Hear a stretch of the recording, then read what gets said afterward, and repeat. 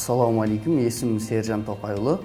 Қытайдан келгенмін. Осы бизнесті бастаудан бұрын ең алғаш мен университетті бітіргеннен кейін ішкі Қытайда біраз болдым. Жұмыстар жайлап бастала бастады. Ең алғашқы сол интернетте сату болып басталды. Кейіннеп келе мен Қазақстанға келуден бұрын інімді алдымен бизнес бастаудан оқыттым. Біздің Қазақстандағы заказдар бастала бастады.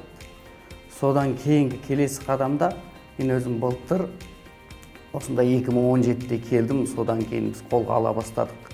Қолға алып біраз жүргіздік. Біздің командадағы жігіттердің көбі 90% бизнес бастаудан оқып шыққан жігіттер, қыздар барлығы сонда. Жұмыс жайлы айта кететін болсақ, жұмыс негізінен Қытайдың жаңағы тауар сататын сайттарынан тауарды алып келіп беру. Ең бастысы қызмет өтеп беру. Клиенттерге қызмет өтеп, тауардың бағасы, сапасы туралы сөйлесіп бәрін жөндеп беру. Осында отқан жігіттер мен қыздардың көбінде мысалы 80% бүкілде қытайшаны толық біледі. Сол себеп біздің артықшылықтарымыз болды. Бизнес бастауға келуден бұрын команда пысық жігіттер бар, қыздар бар. Соларды қарап, олар айтады, бизнес бастауға барып оқыңыз деп. Сосын 28 ағымға осы қазан айы мен қараша айында бастадым. Ең көрнекті нәтижеге жеттім деуге болады. Себебі одан бұрын көп жұмыстарды мен өз басым алып алдым. Жаңағыдай жүйелеу деген нәрселер болмағандықтан қиыншылық шегіп уақытым бәрі қарбалас жұмыстармен өтті. Кейтіндеп келген кезде жаңағы бизнес бастауға бірден бардым. Бірінші күннен бастап әсер ете бастады. Яғни қазан айындағы менің кірісім, жаңағы бүкіл объем 2 есеге артты. Қараша айында 3 еселеді. Қазір сол 3 есені біз ұстап тұрмыз. Енді бизнес бастаудың үйретіп жатқан 8 құралдар, онысы да ағайдың айтып жатқан көп нәрселерін пайдалана отырып, біз осы жұмысты Құдай қаласа, ары қарай тіптен үлкейтеміз деген нәтижеміз.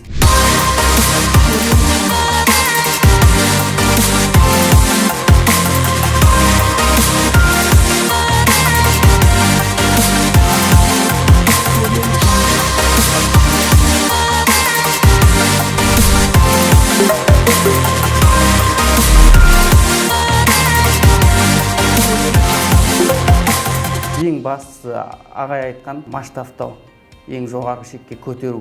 Біздің қазіргі ойлап отырғанымыз негізгі күшті тауардың тасымалына салу. Яғни AliExpress пен Alibaba'дағы бүкіл тауарларды тасымалын біз өзіміз қолға алсақ. Қазірге дейін бүкіл Қазақстан бойынша белгілі AliExpress, Alibaba'ларда 2 ай. Ең тез тауар 1 айда жетеді. Ал біздегі ең ақырын тауар 15 күнде жеткізуге болады. Мүмкіндік бар бүкіл AliExpress пен Alibaba'ны қолға алу. Соның жаңағы официальный зат тасушы ретінде тіркеліп, сонымен жұмыс жасау.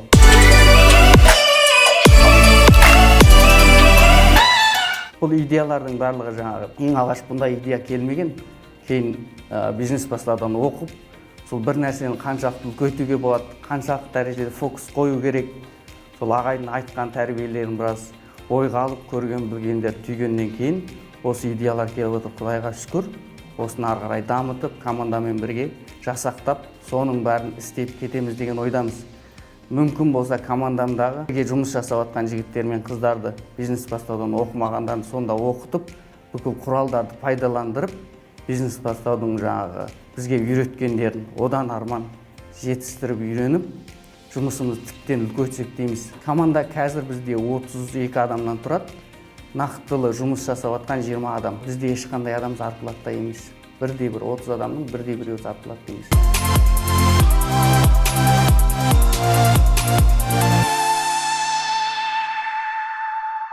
Ағай айтқандай жаңағы барынша пайдаңды бөлісе біл деп, біз эксперттердің 10%, командада 95% адам эксперт.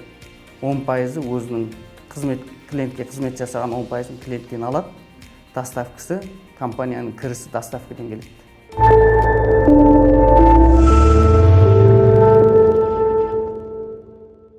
Бізде тауар біздің складтан бастап есептеп, Алматыға дейінгі есептегенде ең тез болған кезде 1 аптада келіп қояды. Клиенттердің тауарды заказ беруіне байланысты. Соған мен бүгін заказ бердім, 2 күнде біздің складқа жеткізсе, оны қоссақ 9 күн. 9-да 10 күнде Алматыда болады. Бұл 80% тауар осылай келеді. Клиенттерге біз 12 күн ішінде жеткізіп береміз деп сөз береміз. Бірақ кейбір тауарларға, мысалы 15 күн деп айтып қоямыз, мереке, мейрамдарға байланысты, шекараның демалуына байланысты. Солай барынша 15 күннен асатын тауар жоқ деуге болады.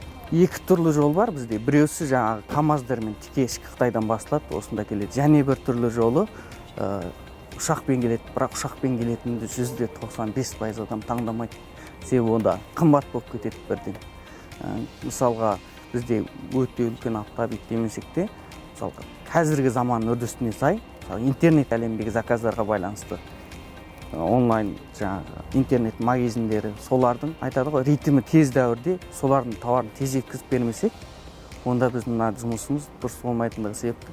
Бірақ тез жеткізгенде де арзан болу керек оларға. Сол себепті ұшақпен алып келу 1 килограмм $5-6 шығып кеткен. Бизнес бастаудан кейін осының бәрін бөліп айтқан нәрселермен орнына қойдық.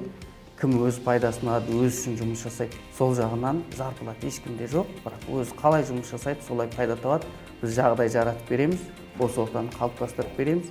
Клиенттерге олар сенімді түрде жауап бере алатындай, тауар уақытында келетіндей, тауардың сапасын дұрыстап тексеретіндей біліммен қамтып, барлығын айтып отырамыз. Бізде YouTube каналы бар, сол YouTube каналда тауарға қалай заказ беру, ақша аударымы, қытайлар қай кезде тауар салуы мүмкін, қай кезде салмауы мүмкін, барлығы сонда толық үйретілген.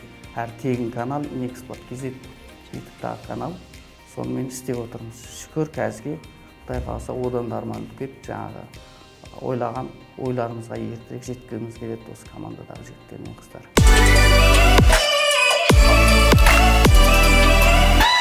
Бізде шамамен осы бизнес бастауға барудан бұрын клиенттің қаншалық екенін санамағанбыз. Ал кейін санадық, қазірге базада үлкен клиенттен 20 шақты бар. Ал ұсақ клиентті қосатын болсақ, 1000-нан астам тұрады. Себебі интернеттің дамуына байланысты кей кісілер, көп кісілер бар, өзі заказ береді, тек қана доставкасын алдырады. Бұл жерге базаға тіркеп қоямыз, 1-3 тауары келсе де біз звондап айтамыз, ол кісілер алып кетеді. Басқа қалада болса салып жібереміз осы жерден. Мен табысым екі түрлі айта кетейін. Бизнес бастауға барудан бұрын айына 1.200.000 төңірегінде болған. Бизнес бастауға барғаннан кейін мен жаңағы ол кезде ежт жотасы бар, соны қойдым. 2 миллионға жотаны тауымды қойдым, жеттім. 2.700.000 аяқтадым. Ал қазірге шамамен бір айына 3 миллионнан түспейді.